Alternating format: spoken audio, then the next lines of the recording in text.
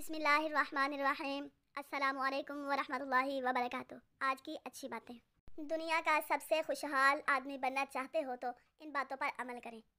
Number 1، اپنے دن کی شروعات نماز فجر اور صبح کے اذکار سے کیجیے تاکہ آپ فلاح و کامرانی سے سرفراز ہو سکیں۔ نمبر 2، برابر استغفار کرتے رہیں تاکہ شیطان آپ سے مکمل مایوس ہو جائے۔ دعا کرنا کبھی نہ چھوڑیں کیونکہ یہی نجات کا راستہ ہے۔ نمبر 4، یاد رکھیے آپ کی زبان سے نکلنے والے ہر حرف کو فرشتے لکھ رہے ہیں۔ ہمیشہ اچھی امید رکھیں اگرچہ آپ کتنے ہی مشکل حالات سے دوچار ہوں۔ انگلیوں کی خوبصورتی اس کے ذریعے تسبیح کرنے میں ہے۔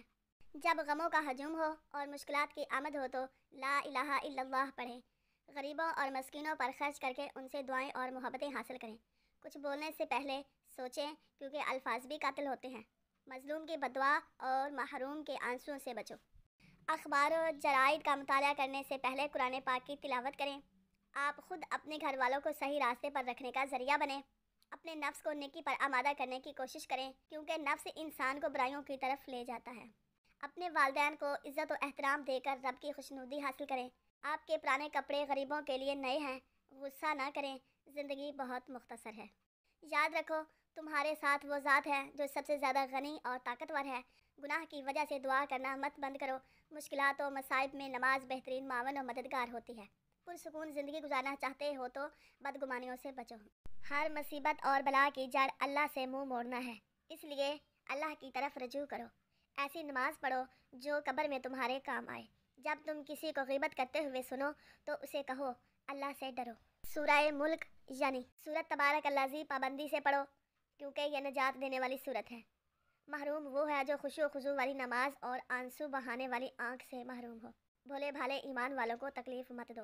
ساری محبت اللہ اور اس کے رسول صلی اللہ تعالیٰ علیہ وسلم کے لیے کرو۔ جو تمہاری غیبت کرے اسے معاف کر دو کیونکہ اس نے تمہیں مفت میں اپنی نیکیاں دے دی ہیں۔ نماز، تلاوت، ذکر و اذکار گلے کا خوبصورت ہار ہے۔ اگر رات کی تاریکی ختم ہو گئی تو تکلیف بھی عنقریب دور ہوگی، غم بھی ختم ہوں گے اور پریشانی بھی گزر جائے گی۔ فضول باتوں سے اپنے آپ کو دور رکھو کیونکہ آپ کے پاس اس سے بھی بڑے بڑے کرنے کے کام ہیں۔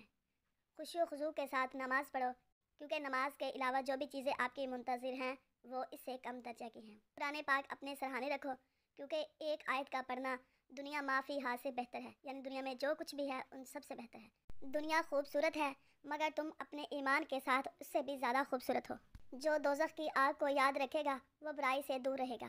خشوع و خضوع کے ساتھ کیا گیا ایک سجدہ بہت سے محلوں سے بہتر ہے۔ ان سب باتوں کو بار بار پڑھیں، جن باتوں پر عمل ممکن ہو عمل کریں۔ اللہ تعالی ہم سب کو صراط المستقیم پر چلنے کی توفیق عطا فرمائے، آمین ثم آمین۔ اگر ویڈیو اچھی لگے تو اسے لائک اور شیئر کریں اور کمنٹ باکس میں اپنی رائے کا اظہار ضرور فرمائیں۔ اور ہاں، ماہی 786 یوٹیوب چینل کو سبسکرائب کرنا نہ بھولیں۔ اللہ حافظ۔